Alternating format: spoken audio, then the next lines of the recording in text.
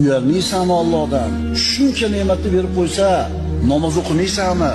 Shuncha in'omlarini behisob qilib ustingga to'kib qo'ygan, sochib qo'ygan bo'lsa, Allohga itoat qilmaysanmi? Allohdan uyalmaysanmi? Va kana fadlullohi alayka azima. Allohning sizga qilgan fazli marhamati ulug' bo'ldi.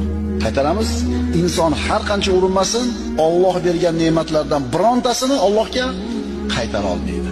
Ha endi kimdir aytishi mumkin. Va Ibrohim allazi vaffa degan Qur'onda Alloh.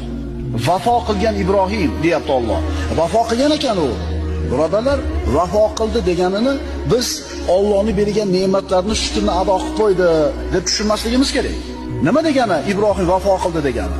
Bu degani Alloh Ibrohim alayhisalomni sinadi, yelkasiga taklifotlarni zimmasiga yukladi. Bu ulug' payg'ambar zimmasidagi hamma narsani ado qildi. O'zini itoat qilaman degan ahdiga vafo qildi, buyruqlarni bajardi.